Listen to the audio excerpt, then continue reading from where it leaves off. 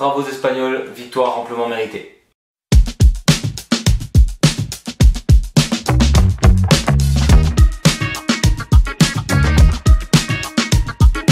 On va tout simplement parler des joueurs poste par poste, lequel a été le meilleur par rapport à sa position dans le jeu. On va aussi donner un coach et 5 remplaçants.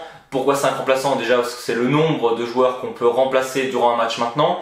Et ça m'aurait quand même gêné de pas mentionner certains joueurs. On commence tout de suite dans le vif du sujet avec le gardien géorgien Mamardashvili. Pas facile à dire ça. Bon, il y a eu énormément de très bons gardiens pendant cet Euro. Donc il y a le gardien géorgien, on a le gardien italien Donnarumma qui a fait une superbe Euro mais aussi éliminé très rapidement. On a Neuer qui a fait une saison de fou. On a Maignan, on a Unai Simons. Enfin bref, il y a plein de très bons gardiens durant cet Euro. Mais bon, Mamardashvili, c'est le gardien qui a fait déjà le plus d'arrêts sur le nombre de matchs joués. Il a 29 arrêts alors qu'ils ont joué 4 matchs les Géorgiens, c'est énorme.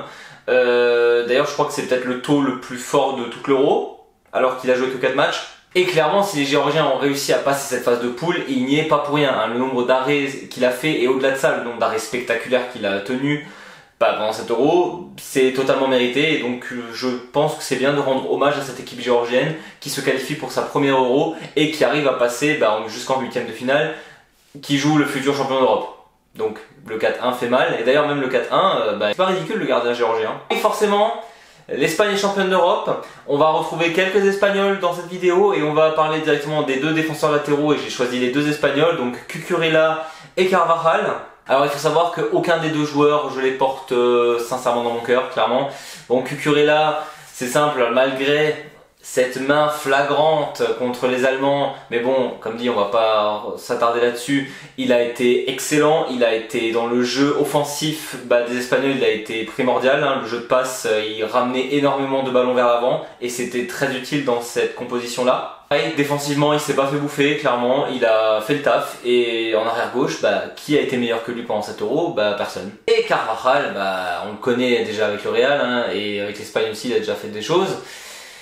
Il est là et il va te marcher dessus pendant tout un match. Et le boulot qu'il a fait sur l'équipe allemande et le boulot qu'il a fait à Saka lors du dernier match contre les Anglais, il n'y a rien à dire, c'était le meilleur à son poste. Et même s'il est insupportable dans sa manière d'être, parce que clairement il n'y avait pas besoin de se moquer auprès de Saka, ou il n'était pas obligé d'étrangler Musiala lors de la fin de match contre les Allemands, voilà, mais bon, il est là, il fait le taf et l'Espagne gagne et Carvajal c'est toujours le pilier que tu as besoin d'avoir dans une équipe. Pour ce qui est des défenseurs centraux, alors là c'était assez compliqué d'en choisir, j'en ai pris 3 du coup, il y en a un qui sera sur le banc dont j'en parlerai plus tard. Donc déjà on va commencer par un Espagnol, Aymeric Laporte.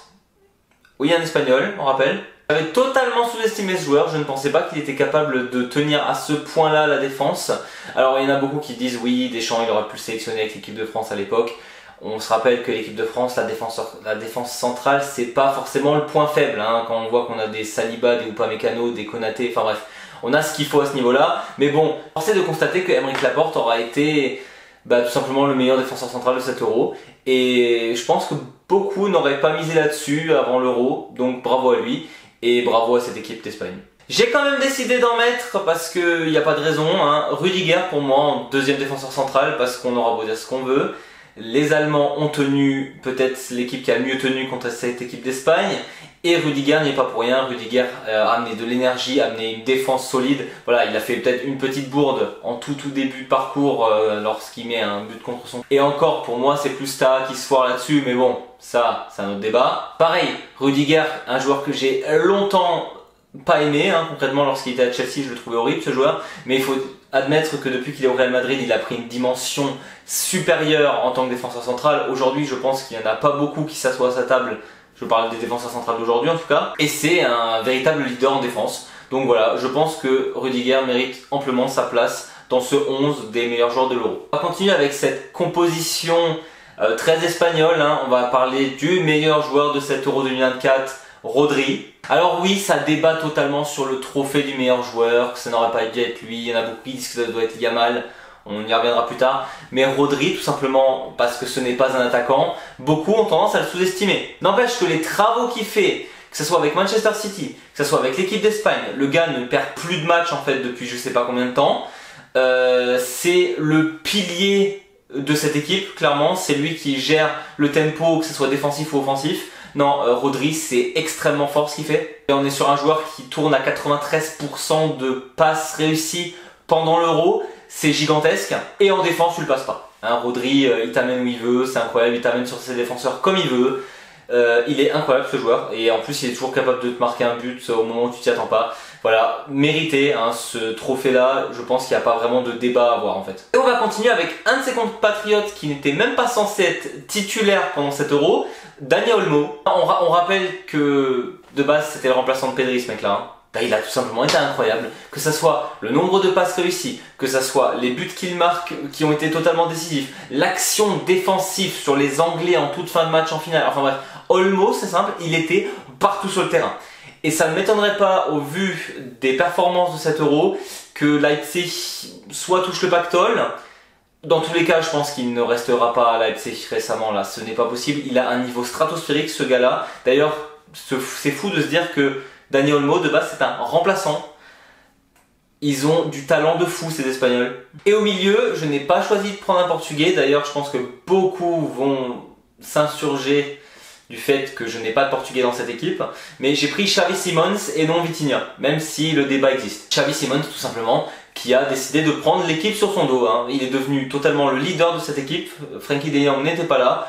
C'est pas grave, Xavi Simons s'est dit, voilà, maintenant je suis un joueur de classe mondiale, je l'ai prouvé cette saison avec Leipzig, et bah voilà, il a tenu l'équipe, il a réussi à les emmener jusqu'en demi-finale à la Coupe d'Europe, très très honorable pour cette équipe avec laquelle bah, la préparation ne s'était pas si bien passée que ça, donc franchement, bravo à lui. Et on arrive sur les 3 derniers joueurs, et on va commencer par l'ailier gauche, Nico Williams. Je pense qu'il n'y a pas vraiment de débat, même si les stats ne sont pas très clinquantes hein, au niveau des passes, au niveau des buts.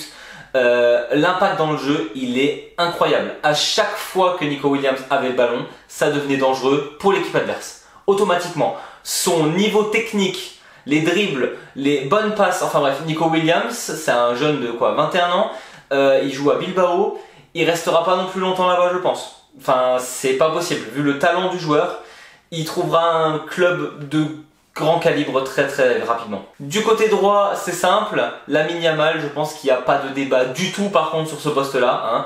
On est sur un jeune qui vient d'avoir 17 ans juste avant la finale de l'Euro, qui est meilleur passeur de la coupe tout simplement. Un taux de dribble réussi, on n'en parle même pas, et meilleur jeune de la compétition. Sans débat possible. Franchement, je pensais que beaucoup le surestimaient avant cet Euro. Yamal, c'est un peu je le voyais un peu comme Ansu Fati pour ceux qui voient qui c'est, où tout le monde s'est dit oui, vu que c'est un joueur de Barcelone, c'est un jeune, voilà, il est incroyable, il est spectaculaire, donc ça va devenir un énorme crack. Pour le coup, lui, c'est déjà un énorme crack. C'est assez incroyable et je pense que le débat Yamal-Fati, il n'y a plus vraiment de débat en fait. Et on finit par le poste le plus controversé de cet Euro, où j'ai quand même l'impression que les 9 pendant cet Euro, c'était pas fameux, hein. C'était pas fameux du tout. Avant le début de l'Euro, je pensais sincèrement qu'il n'y allait pas avoir de débat sur 2 postes. Je me suis dit, voilà, Bellingham sera en milieu et Harry Kane sera en 9. Eh ben, ni l'un ni l'autre. Et d'ailleurs, les deux ne sont pas dans mon équipe, même en remplaçant. Lukaku, c'était Kata. Kolo Muani, on n'en parle même pas. Havertz, laisse tomber. Enfin bref, les 9 pendant cet Euro, c'était compliqué, vraiment. Et c'est pour ça que j'ai choisi un autre Géorgien, Mikotadze. Il faut dire ce qui est, c'est un mec, il est allé en 8ème et il a marqué autant de buts que Kane et Musiala qui sont allés plus loin. À un moment donné, bah oui, il est en 9 dans mon équipe. C'est quand même fou que dans cette équipe géorgienne, tout le monde voyait Kvaratskhelia faire des dingueries vu que c'est techniquement le meilleur joueur, mais qu'au final, on est un gardien géorgien dans l'équipe et le buteur, Mikotadze, qui est quand même à 3 buts, qui est dans l'implication du jeu, il était tout le temps là en fait. Donc franchement, bravo à lui et bravo encore à cette équipe géorgienne qui a montré de très très belles choses. J'ai donc 7 joueurs espagnols dans mon 11, 2 joueurs géorgiens, un allemand et un néerlandais. Et pour accompagner tout ça, on va mettre le coach de l'Espagne, totalement mérité, Luis de la Fuente, qui a fait des dingueries avec cette équipe. On rappelle que ce coach avait déjà gagné des choses avec les jeunes de l'équipe d'Espagne. Donc voilà, il a repris le flambeau et de la plus belle des manières possibles. Et donc il nous reste 5 remplaçants. Et donc là j'ai fait aussi par pays, parce qu'il y a certains pays que j'avais absolument envie qu'ils soient représentés. Et on commence tout de suite par la Suisse. Vu l'Euro de la Suisse, je ne peux pas ne pas en parler. Et du coup j'ai mis Xhaka dans les 5 remplaçants parce que au-delà du fait que ce soit le capitaine et un énorme leader, c'est un leader dans le vestiaire mais c'est aussi un leader sur le terrain. Parce que Granit Xhaka c'est vraiment le gars qui va faire des coups de gueule contre son équipe, qui va se donner un fond pour essayer de reprendre le ballon à l'adversaire. Voilà, et puis techniquement et tactiquement c'était excellent, il a bien mis le jeu des Suisses en place. Donc j'ai décidé de prendre Xhaka dans mes remplaçants. Et il me fallait quand même un Anglais, parce qu'ils sont allés en finale, malgré ce qu'on en pense du parcours, ils sont en finale et ils ont gagné leur match. J'ai donc décidé de prendre Saka, donc pour moi Bellingham non, il ne le mérite pas, mis à part la 8e de finale, il n'a pas fait grand chose. Harry Kane c'est pareil, il a fait un bon match, le reste est catastrophe, alors que Saka c'était pour moi l'anglais le plus constant, là où on attendait du coup plus des Bellingham, des Kane ou des Foden. Et non, franchement Saka, alors la finale était un peu compliquée contre Carvajal, malgré ça, c'était le meilleur anglais sur toute la compétition. J'ai décidé aussi de prendre un deuxième joueur néerlandais que j'estime avoir fait un très très bon euro, et d'ailleurs j'aurais sûrement mis si Nico Williams n'avait pas fait ses dingueries pendant cet euro. Gakpo, qui pour moi aussi a montré des choses très très belles techniquement. Voilà, c'est ce que je disais dans une de mes vidéos, je ne comprends pas pourquoi tout passe autour de Depay au niveau de l'équipe alors qu'on a des joueurs comme Simons et Gakpo qui sont en train de prendre la relève. On voit que c'est un joueur qui s'est grave développé à Liverpool aux côtés de Jürgen Klopp. Et donc voilà, Gakpo en équipe des Pays-Bas pour l'instant il ne déçoit vraiment pas. Et donc j'ai décidé de le mettre dans mes remplaçants. On arrive sur mon 3e défenseur central et il me fallait quand même ce pays représenté, Saliba. Il faut quand même représenter un minimum l'équipe de France. Surtout que voilà, le milieu, on peut dire que Kanté aura fait une bonne partie de l'Euro, mais le reste c'était un peu bancal.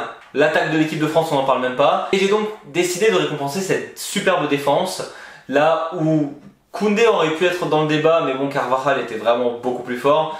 Saliba, vraiment, il n'y a rien à dire, il faut qu'il soit représenté dans cette équipe. C'est lui le chef d'orchestre de la défense centrale de l'équipe de France. Upamecano a tout simplement perdu du niveau, faut dire ce qui est pour l'instant. Et donc Saliba est devenu un peu le chef de la défense. Et donc il doit être représenté pour l'équipe de France. Et on termine par un coup de cœur, Jamal Musiala, qui est quand même à 3 buts malgré qu'il soit arrêté en quart de finale. De base c'est pas un buteur, mais il a su marquer quand il le fallait pour aider cette équipe allemande. Au niveau des dribbles, Musiala c'est une machine de guerre concrètement. La balle ne le quitte pas des pieds. Il y a quand même eu encore un développement au niveau du jeu. Il y a encore toujours ce problème de la dernière petite passe qui manque avec Musiala. Mais bon, il est encore très jeune, il a le temps de développer ça. Et donc pour moi, Musiala mérite amplement de faire partie au moins des remplaçants de cet Euro 2024. Voilà, je vous fais un petit récap de mon 11 de l'Euro 2024 et de 5 remplaçants et de leur coach. Donc dans les buts, on aura Mamardashvili, le gardien géorgien. Cucurella, Laporte, Rudiger et Carvajal en défense. Xavi Simons, Rodri et Dani Olmo au milieu de terrain. Nico Williams, Mikotadze et Yamal en attaque. Les 5 remplaçants sont Xhaka, Saka, Gakpo, Saliba et Musiala. Et comme coach, j'ai décidé de prendre Luis de la Fuente. Voilà, c'est tout pour moi. Il y aura encore une vidéo sur cet Euro 2024 qui sera plus consacrée au jeu sur le terrain, de comment était le jeu au global, et après s'achèvera le chapitre Euro 2024 en Allemagne. N'hésitez pas à mettre un petit pouce vers le haut, à vous abonner si ce n'est pas déjà fait, et je vous dis à bientôt. Servus.